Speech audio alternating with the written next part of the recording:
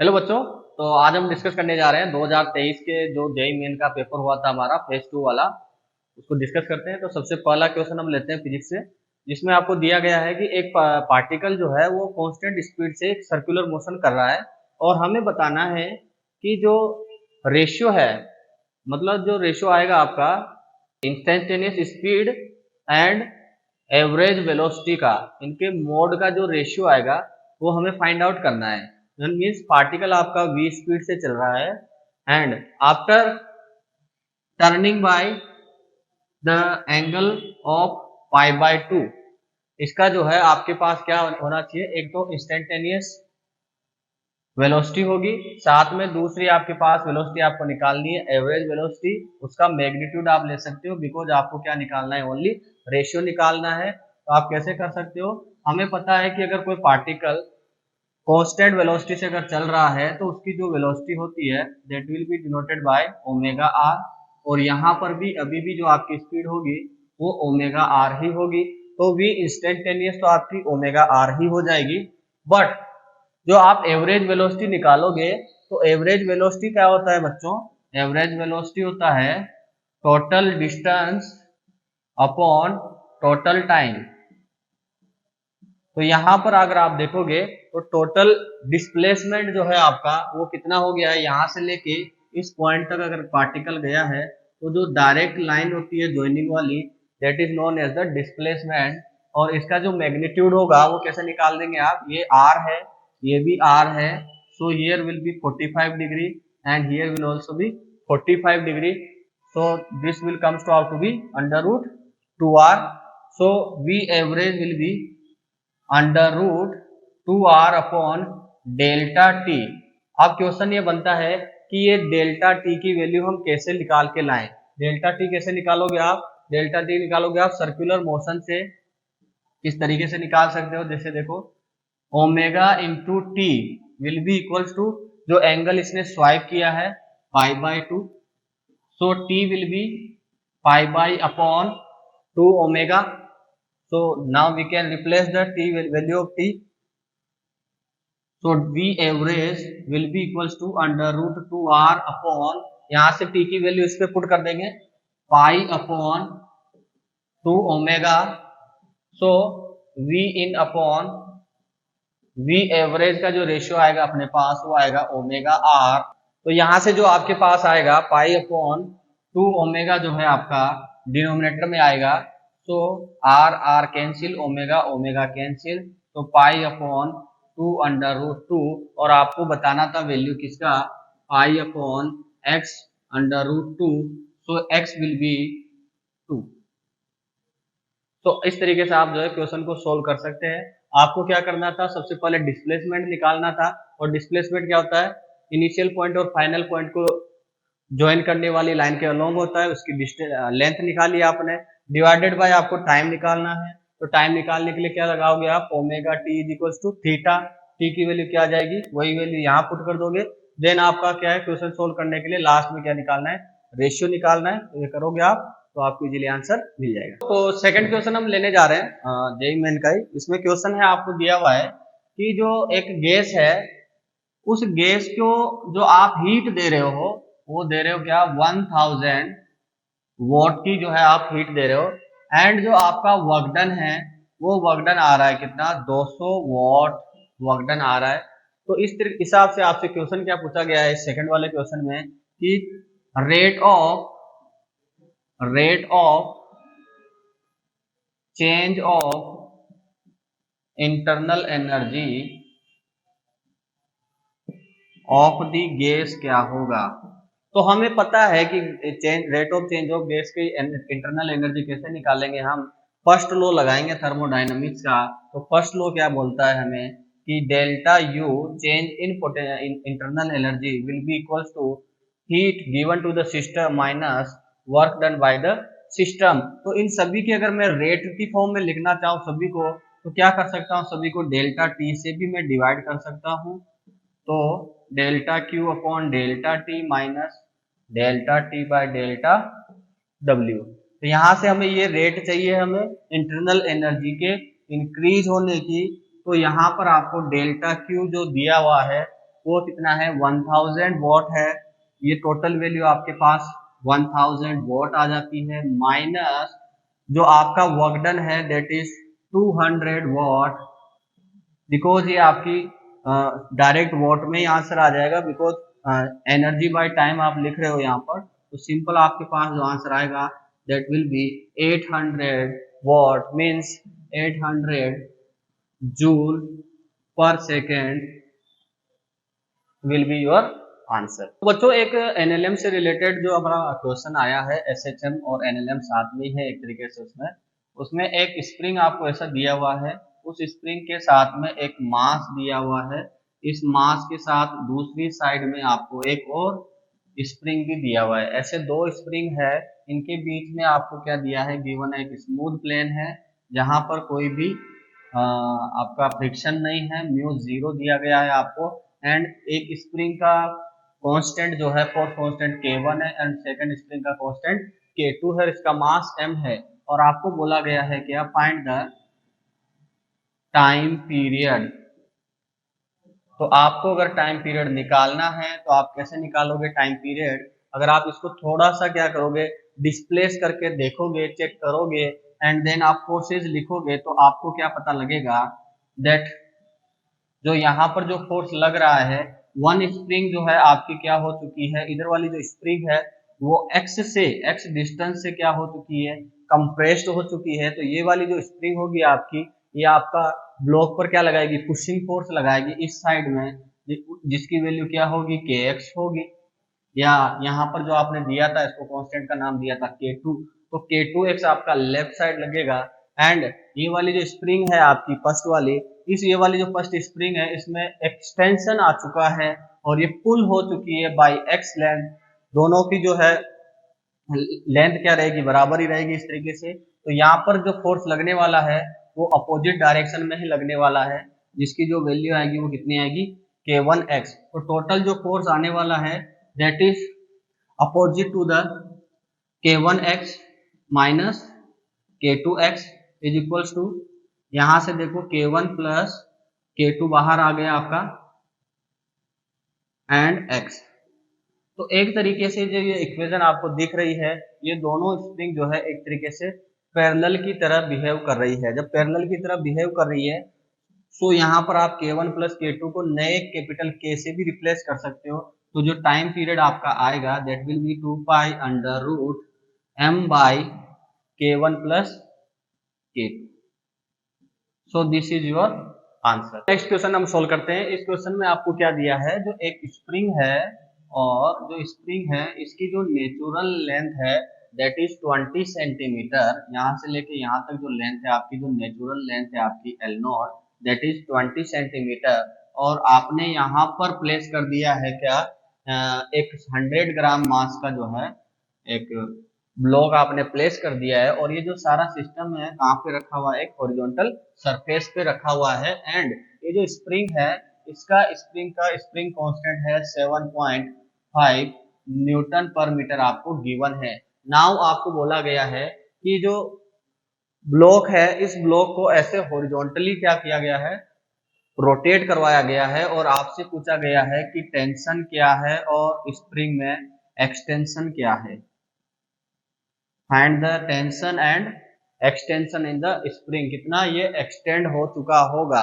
जैसे ही हम इसको रोटेट करवाएंगे तो डेफिनेटली यहाँ पर क्या कंडीशन बनने वाली है, इस पर एक बाहर की तरफ, एक अवे की तरफ एक फोर्स लगने वाला है, जिसे हम सेंट्रीफ्यूगल फोर्स के नाम से भी जानते हैं।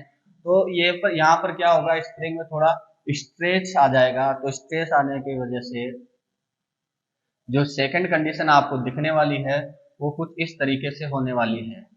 तो यहाँ पर ये 100 ग्राम का है मास आपके पास, और स्प्रिंग का कांस्टेंट अभी भी वही है 7.5 न्यूटन पर मीटर, एंड जो इनवर्ड जो फोर्स लगने वाला है आपके पास दैट विल बी के एक्स। अंदर की तरफ मान लो यहाँ पर जो एक्सटेंशन आया है इस पे, ये एक्सटेंशन कितना है, x है, तो आपके पास जो एक्सटेंशन आएगा के एक्स का एक्सटेंशन आएगा 100 ग्राम पर। तो आप इसको क्या लिख सकते हो, सिंपली अंदर की तरफ जो के एक्स फोर्स लग रहा है, and K X will be equals to M omega square, यहाँ से लेके यहाँ तक की लेंथ को अगर मैं एल डैश लिखूं तो एल डैश की वैल्यू क्या हो जाएगी, basically L not plus x, because x से बढ़ गई आपका जो रेडियस होगा वो रेडियस आपका क्या हो जाएगा, इंक्रीज हो जाएगा। तो अगर मैं वैल्यूज पुट करूं यहाँ पर तो I can get easily can get the value of X और X value of the X. तो के की वैल्यू कितनी है आपके पास, यहाँ पर पुट करते जाओ फटाफट। यहाँ से के की वैल्यू है 7.5, X is equals to mass आपका 100 ग्राम्स है तो ये हो जाएगा 100/1000 मल्टीप्लाइड बाय ओमेगा, ओमेगा कितना है आपके पास यहाँ से 5 रेडियंस पर second, 5 into 5, and L not की जो वैल्यू है दैट इज 20/100 प्लस एक्स।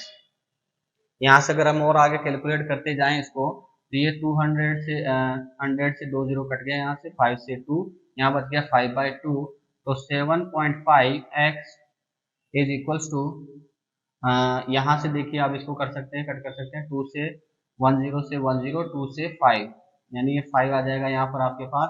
तो 5/2 into 1/5 plus 5x by 2, 5x/2 यहाँ पर आपका आंसर आने वाला है। अभी जो है इसको x को सोल्व करेंगे, x से x कट गया आपका, यहाँ पर 7.5 और ये 2.5, तो यहाँ कितना बच गया आपके पास, 5x is equals to 1/2, so here x will be 1/10 means 0.1 metre, जो आपका एक्सटेंशन आने वाला है दैट इज 0.1 मीटर, और you can say it is 10 centimetre. So now you can calculate the tension in the string. So tension will be equals to kx, so kx will be value of k is 7.5, 7.5 multiplied by x, यानी 7.5 into 1/10, 0.75 Newton will be the tension in the spring. तो बच्चों ये जो question है आपको दिया हुआ है, ये वाले क्वेश्चन में क्या दिया है कि पोटेंशियल एंड डिस्टेंस का जो है आपको ग्राफ बनाना है, और वो भी किसमें, सॉलिड स्फीयर में। स्फीयर दिया हुआ है, थिन स्फीयर दिया हुआ है जो अंदर से क्या है, होलो है, बिल्कुल कंप्लीटली होलो है, एंड कंडक्टिंग है आपके पास इन नेचर। कंडक्टिंग नहीं भी होता तो भी आपका जो आंसर आना था वो सेम ही आने वाला था। आपके पास क्या है, ये इसको फुल्ली चार्ज कर रखा था आपने, और आपको पता है कि जो चार्ज होने वाला है ये चार्ज जो है कॉन्सेंट्रेटेड होगा only on the surface, only surface पे क्या होगा, ये कंसंट्रेटेड होगा। एंड आपसे पूछा गया है कि ग्राफ किस तरीके से बनने वाला है, v एंड सेंटर से डिस्टेंस आपका ये सेंटर है, सेंटर से जो डिस्टेंस दी हुई है लिटिल r, उसके हिसाब से क्या आंसर आएगा आपका। ये चार ग्राफ आपको दिया हुआ है। इस हिसाब से अगर हमें बोले यहाँ पर जो पॉइंट है बाहर की तरफ में, तो यहाँ पर जो अपना पोटेंशियल आता है दैट इज के क्यू, अगर मैं इसको कैपिटल क्यू चार्ज मान लेता हूँ तो के क्यू बाय लिटिल r आता है फॉर आउटसाइड। आउटसाइड के लिए आप सिंपल क्या लिख सकते हो, के क्यू बाई आर, जो कि क्या है, वी आउट है आपका इनवर्सली प्रोपोर्शनल है आर से। सेंटर जहां आर क्या है आपकी सेंटर से डिस्टेंस है, तो सेंटर से डिस्टेंस में आप देखो ये वाला और ये वाला ग्राफ जो है आपका ठीक लग रहा है, बट यहाँ पर भी आप जो है अंदर की तरफ भी आपको देखना पड़ेगा कि ये वाला सही है या ये वाला सही है। इस केस में देखो आप जो है अंदर आपको पता होना चाहिए कि अंदर कोई इलेक्ट्रिक फील्ड नहीं होता है। जब अंदर कोई इलेक्ट्रिक फील्ड नहीं होता है तो चार्ज को आपको इन्फिनिटी से लेके सरफेस तक लाने पर उतना ही वर्क डन करना पड़ेगा जितना आप यहाँ से लेके सेंटर तक लेके जाओगे, या इसका जस्ट अपोजिट भी कर दें, जीरो से सरफेस तक लेके जाओगे तो आपको कोई एक्स्ट्रा वर्क तो करना नहीं है।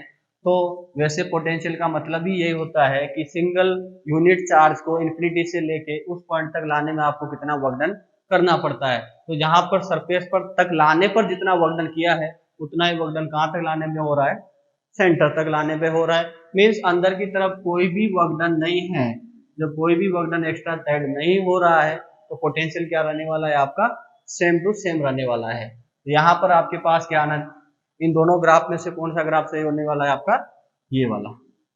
सो option B is your correct answer. Okay, तो आइए बच्चों ये वाला क्वेश्चन सोल्व करते हैं, जिसमें आपको दिया हुआ है कि एक ब्लॉक जो है जिसका मास 10 ग्राम है, उसका जो रिटार्डेशन है वो कुछ इस तरीके से चेंज हो रहा है।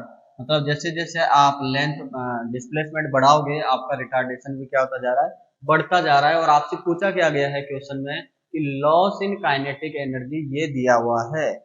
तो लॉस इन काइनेटिक एनर्जी अगर ये दिया हुआ है तो यहाँ पर आपकी वैल्यू x क्या होगी वो आपको निकालना है। तो आप कैसे निकालोगे इसको, आपको एक्स एंड एक्सलेरेशन में क्या होना चाहिए, डायरेक्ट रिलेशन भी पता होना चाहिए। और लॉस इन काइनेटिक एनर्जी के लिए क्या करोगे आप, डेल्टा के आपको निकालना पड़ेगा। तो हमें एक चीज पता है कि जो आपका एक्सलेरेशन होता है वो क्या होता है, dv by D x multiplied by v। ये काफी इंपॉर्टेंट रिलेशन है। इस रिलेशन के हिसाब से हम क्या लिख सकते हैं, यहाँ पर v dv will be equals to a dx। And यहाँ पर जो आपको a है वो किसका फंक्शन दिया हुआ है, x का फंक्शन दिया हुआ है यहाँ पर। तो यहाँ क्या आ जाएगा आपके पास, v square by two is equals to 2x into D X. अगर आप इसको इंटीग्रेट करते हो तो आपको क्या मिलेगा यहाँ पर, v final square minus, sorry आपने इंटीग्रेशन पहले ही कर दिया है यहाँ पर, एंड ये बाकी रह गया है। इसका इंटीग्रेशन अगर आप करोगे तो यहाँ क्या मिलेगा आपको, v final minus v initial का square divided by 2 equals to 2x square by 2। और इसकी भी आप क्या रख सकते हो, लिमिट रख सकते हो, कहाँ से कहाँ तक रहेगा ये। सो यहाँ से जो आपका आंसर आएगा वो क्या आएगा, आप एक मास से भी मल्टीप्लाई कर सकते हो। यहाँ पे मास की जो वैल्यू है आपके पास, यहाँ पर मास से मल्टीप्लाई कर दो। मास से मल्टीप्लाई करोगे अगर आप तो 2 से 2 कैंसिल हो जाएगा। एंड यहाँ पर जो आपके पास आएगा ये क्या बन गया आपके पास, change in kinetic energy will be equals to, यहाँ पर क्या लिख सकते हो आप, मास की वैल्यू क्या होती है 10/1000, 10/1000। एंड एक्स की वैल्यू क्या लिख सकते हो, एक्स की वैल्यू आपको ऐसे ही शो करना है, यानी कि जो है इसको एक्स स्क्वायर की फॉर्म में इसी तरीके से लिखना है और इसको इस फॉर्म में लेके आना है। तो अगर इस फॉर्म में लेके आओगे तो फ्रेंड्स देखो ये जो एक्स है उसको क्या करना पड़ेगा, आपको नीचे ले जाना पड़ेगा। यहाँ से आपके पास क्या बन गया है, एक्स स्क्वायर अपॉन 10 का स्क्वायर बन गया है। मीन्स अगर आप इस फॉर्म में लेके आना चाहते हो तो एक्स को नीचे लाना पड़ेगा आपको। अगर आप x को नीचे लाओगे तो यहाँ -2 आ जाएगा, एंड 10 को ऊपर लेके जाओगे तो 10 पे -2 आ जाएगा। अगर आप होल स्क्वायर करना चाहते हो, इन दैट केस 10/x की पावर -2 n दिया हुआ था, और इसी n की जो है आपको वैल्यू बतानी थी।